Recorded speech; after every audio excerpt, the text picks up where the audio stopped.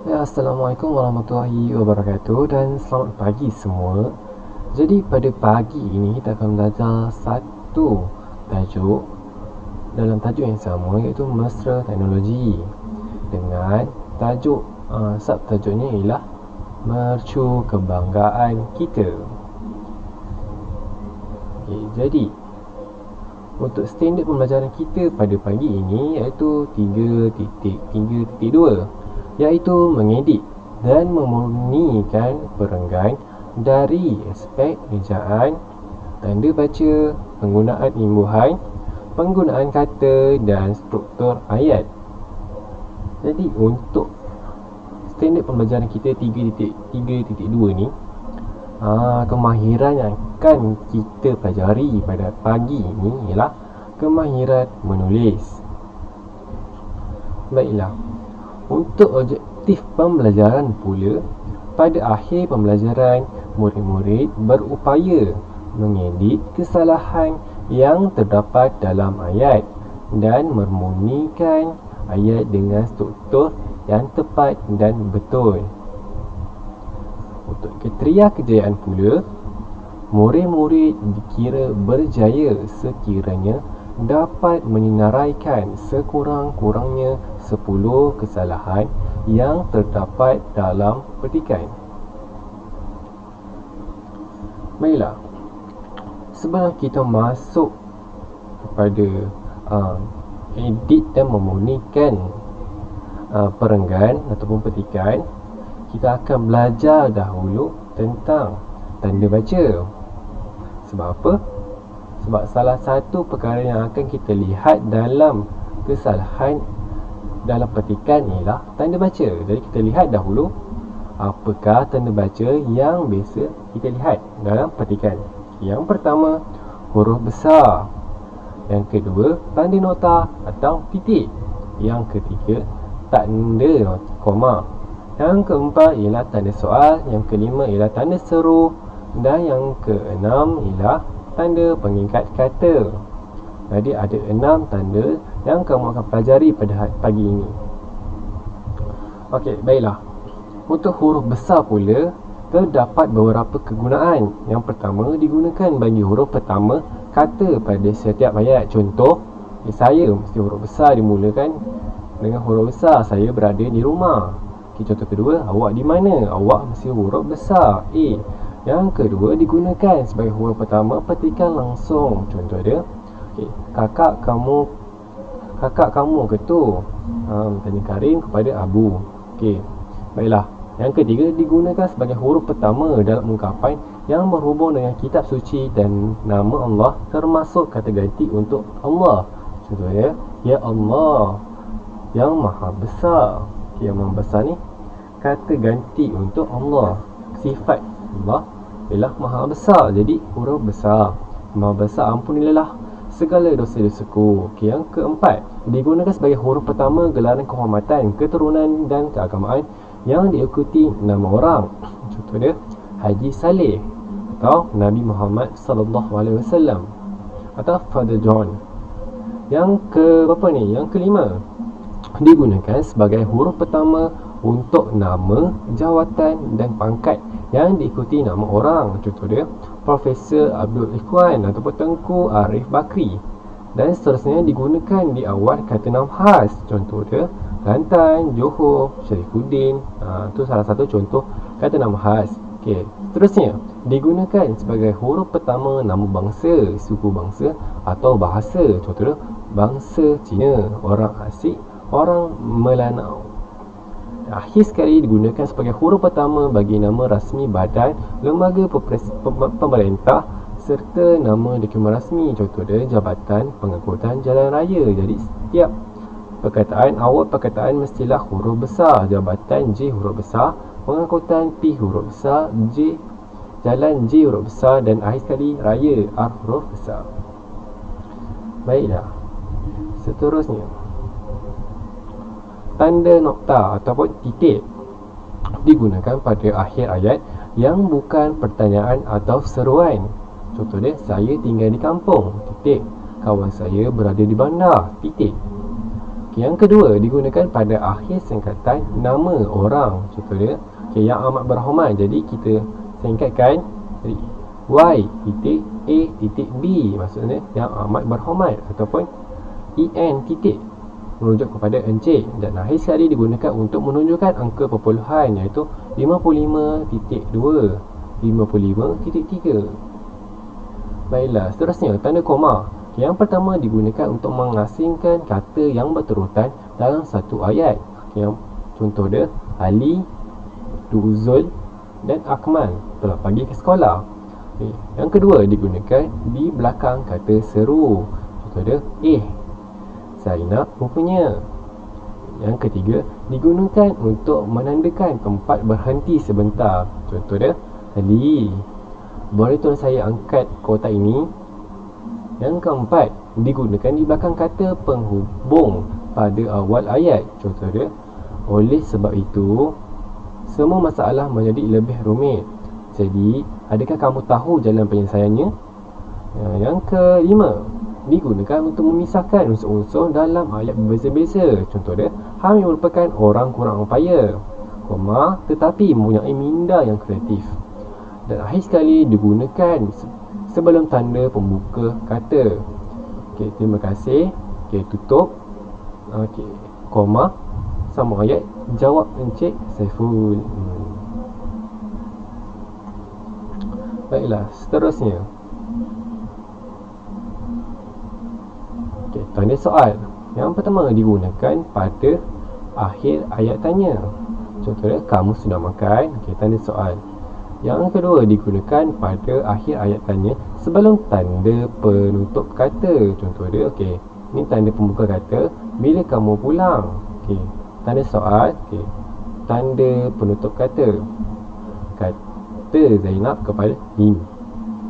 Seterusnya, tanda seru digunakan untuk suatu pernyataan yang berbeza, yang berupa seruan, perintah atau rasa emosi yang kuat. Contoh dia, siapkan kerja kamu dengan segera. Atau, pergi ke sekolah sekarang, dengan nada yang tinggi. Seterusnya, tanda pengingat kata. Tanda pengingat kata ada dua, iaitu pembuka kata dan penutup kata.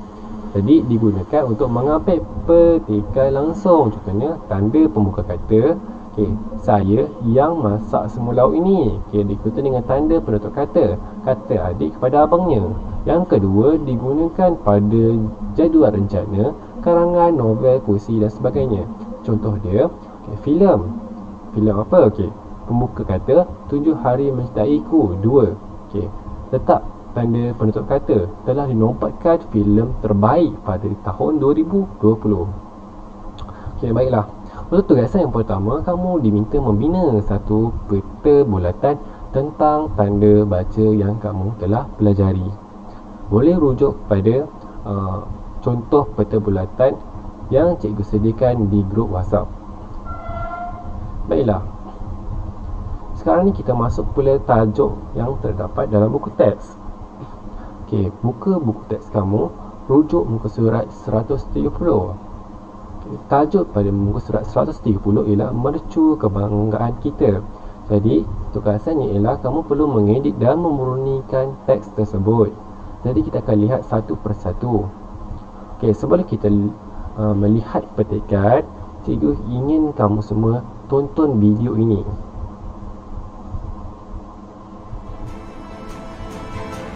Ini merupakan video gambar teks dari sebab anda gambar adalah salah satu ikon yang terdapat di negeri Terengganu.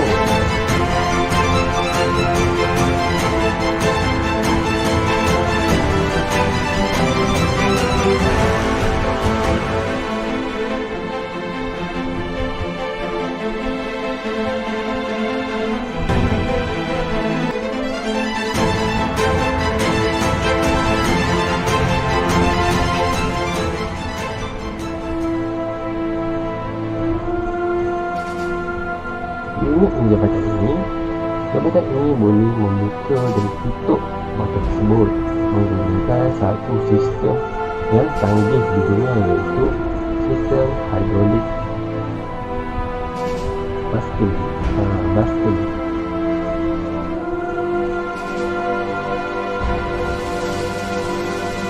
Kenapa jabatan dibuka untuk melakukan kepada kapal dapat besar untuk memasuki muara Kuala Terengganu?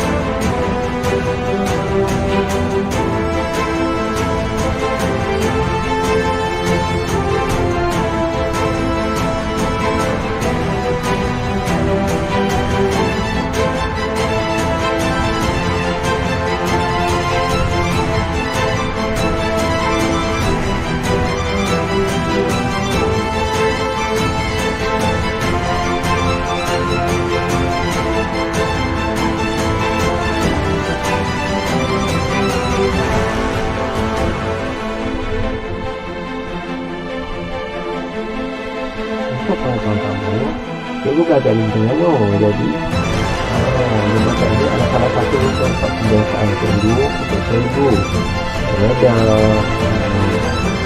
pilihan. Jadi ini adalah salah satu tujuan kiranya kamu dapat sambung belajar dari Terengganu. Salah satu tujuan kamu dapat pergi melihat dengan lebih dekat lagi tentang keseluruhan jabatan angkat Terengganu.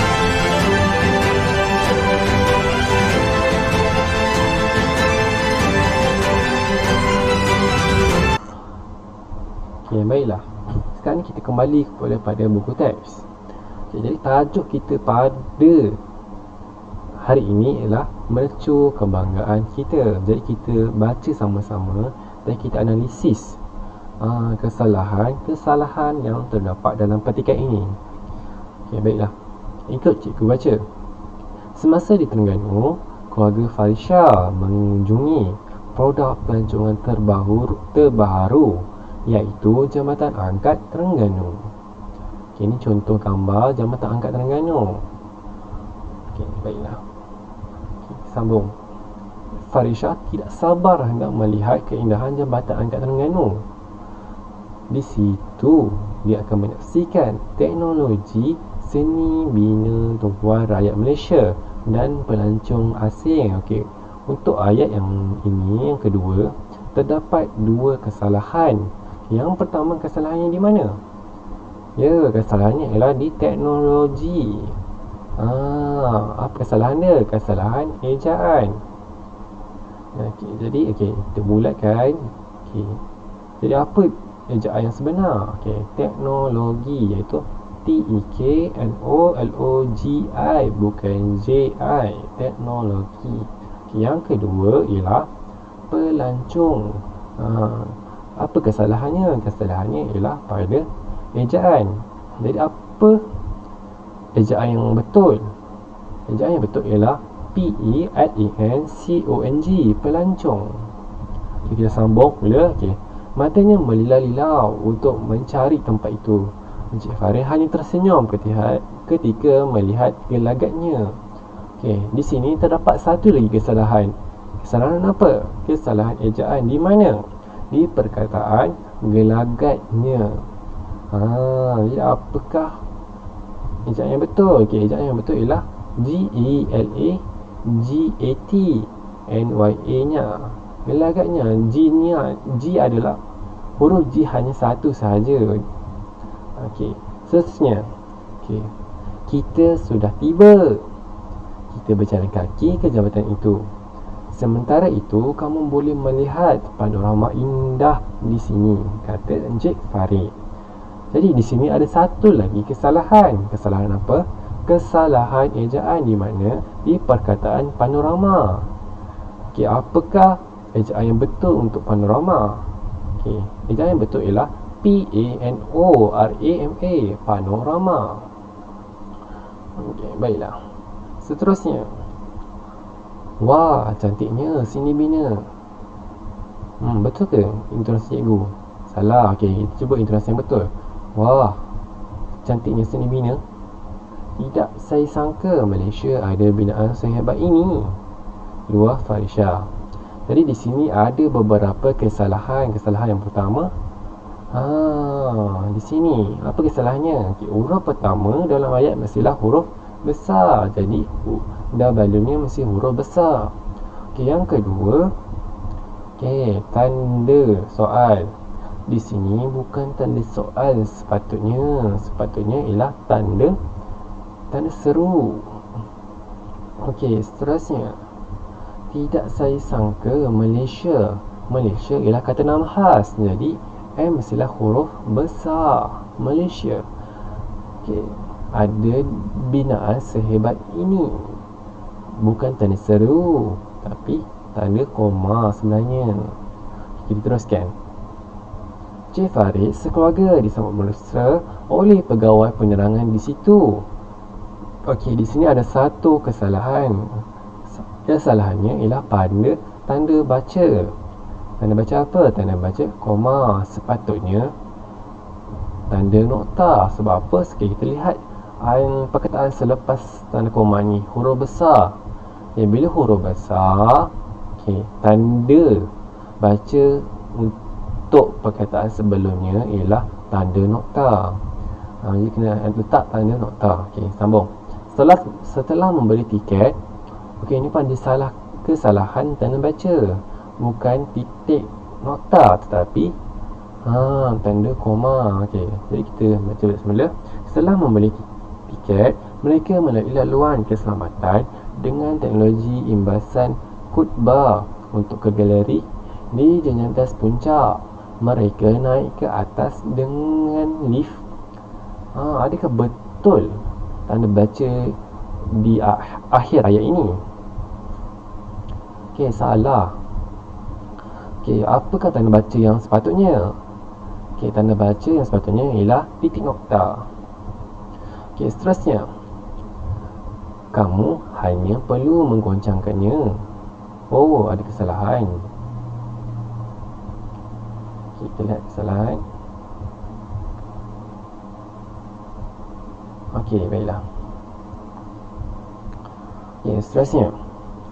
Sambung. Okey, anak-anak Encik Farid teruja apabila berpijak pada lantai kaca Lutsina di hujung jejantas puncak itu. Kita lihat kat sini ada satu kesalahan. Okay, apa kesalahan dia?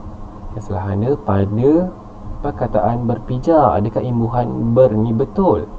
Salah. Jadi apa imbuhan yang sesuai? Berpijak. B-E-R ber. J-A-K jak. Berpijak. Okey, seterusnya. Okey, namun begitu mereka mula gemetar bila dipandang. Okey, dipandang ada kesalahan. Dipandang muara di bawahnya. Okey, kesalahannya ialah dipandang. Jadi ini adalah salah satu kesalahan imbuhan juga. Jadi apa imbuhan yang sepatutnya? Jadi perkataan yang sepatutnya ialah memandang muara di bawahnya. Menurut Encik Farid, lantai. Ini ada kesalahan lantai. Macam eja lantai. L-E-N nanti A-I tai. Okey, jauh tak bulakan. Jadi kamu yang akan kena betulkan nanti. Okey, kaca itu tahan pecah kerana mempunyai jumlah ketebakan 75 cm dengan susunkan kaca sebanyak 3 lapis. Okey, di sini ada berapa kesalahan? Ada 3 kesalahan. Kesalahan daripada apa? Kesalahan daripada penggunaan imbuhan. Okey, yang pertama, mempunyai. Sepatutnya apa? Mempunyai. Yang kedua, ketebalkan. Okey, kesalahannya ialah imbuhan kan. Jadi apa yang sepatutnya? Ketebalan. Kan ni kita gunakan untuk kata kerja. Okey, seterusnya, susunkan. Dengan susunkan. Okey, di sini pun ada kesalahan. Kesalahan pada imbuhan juga. Seperti mana yang cikgu beritahu tadi, kan digunakan untuk kata kerja. Jadi imbuhan yang sesuai ialah susunan. An ni kita gunakan untuk kata nama. Susunan kaca sebanyak 3 lapis. Okey, seterusnya. Okey, mereka berkumpul di tempat khas untuk melihat operasi jambatan itu. Menurut pegawai penerangan, jambatan itu menggunakan teknologi hidrolik baskul yang antara tercanggih di dunia. Di sini ada beberapa kesalahan. Okey, yang pertama, okey, menurut pegawai, okey, sepatutnya P itu ialah huruf kecil. Kerana apa? Okay, pegawai ini ialah kata nama am, bukan kata nama khas. Yang kedua, penerangan. Penerangan ialah kata nama am, bukan kata nama khas. Jadi P huruf kecil. Okay, jemputan itu menggunakan teknologi hidrolik. Hidrolik ejaannya ialah salah. Apa ejaan yang betul untuk hidrolik? Okay, hidrolik ejaan yang betul adalah H-I-D-R-A-U-L-I-K, hidrolik. Betul. Yang antara tercanggih salah juga. Kesalahannya pada ejaan. Jadi apa ejaan yang betul? Tercanggih, T-E-R-C-E-N-G-G-I-H, tercanggih di dunia. Okay, seterusnya, daun jembatan akan menaikkan bagi laluan kapal dan diturunkan semula bagi kenderaan lain secara cepat dan selamat. Okay, di sini ada kesalahan, ada dua kesalahan. Yang pertama, kesalahan imbuhan. Okay, di mana? Okey, ya, cuba tengok. Okey, tak apa. Okey, di sini kesalahannya di sini. Menaikkan. Sepatutnya M-E-N-A-I-K, menaik. K-N kan. Okey, seperti mana je aku cakap tadi, bila kata kerja mesti kan. Kalau kata nama mesti an. Okay, yang kedua, kesalahan di mana? Kesalahannya ialah di sini, selamat. Kenapa salah? Kerana sepatutnya ialah titik nota, bukannya tanda seru. Sebab apa? Sebab perkataan selepasnya kita lihat huruf dia ialah huruf besar semasa. Okay, kita sambung. Okay, semasa operasi tersebut, lampu isyarat automatik. Di sini ada kesalahan. Kesalahannya ialah pada ejaan. Jadi ejaan yang betul ialah automatik. Untuk kenderaan dan pengguna akan dinyalakan dan diiringkan dengan siren khas. Jadi di sini ada satu lagi kesalahan. Kesalahan imbuhan. Jadi bukan diiringkan, jadi diiringi dengan siren khas. Akhir sekali, sebelum pulang, mereka mengabadikan kenangan berlatar belakangkan jabatan ikonik tersebut dengan foto interaksi augmented reality. Okey, baiklah. Di sini ada dua kesalahan. Kesalahan yang pertama, mengabadikan. Seperti yang mana juga cakap tadi, bila kata kerja mesti kan. Jadi ejaan yang betul ialah mengabadikan. Seterusnya, okey, berlatar belakangkan. Okey, kenapa salah? Okey, di sini ialah imbuhan apitan, ber dan kan. Jadi bila apitan, okey, dua perkataan ni mesti dirapatkan. Jadi ejaan yang betul ialah berlatar belakangkan. Jadi okey, ini adalah dua kesalahan dan ini adalah pembetulannya. Jadi kita nak sentuh sikit pasal augmented reality ataupun AR. Apa itu AR? AR ni adalah salah satu sistem dalam penggunaan kamera pada telefon kita. Jadi AR ni contohnya, dalam gambar kamu boleh mengedit. Contohnya kamu gambar meja. Okey, meja tu kosong sebenarnya, tapi kamu boleh edit, kamu boleh letak pasu dalam kamu punya telefon. Jadi itu adalah salah satu fungsi kegunaan teknologi AR. Dan ada banyak lagi fungsi penggunaan teknologi AR ni dalam kamera telefon. Baiklah, untuk tugasan yang kedua, kamu perlu salin semula petikan yang telah dimunikan. Okey, baiklah. Untuk seterusnya, tugasan yang ketiga, selesaikan lembaran kerja yang disediakan. Edit dan munikan teks daripada aspek ejaan, tanda baca dan penggunaan imbuhan. Okey, itu saja untuk kelas pada pagi ini. Jadi semoga kamu semua dapat menjalankan tugas dan dapat menyiapkan tugasan yang diberikan. Okey, hantar mengikut masa yang telah ditetapkan. Jika ada masalah ataupun mempunyai soalan, boleh terajukan kepada cikgu di WhatsApp. Itu saja untuk hari ini. Sekian, terima kasih.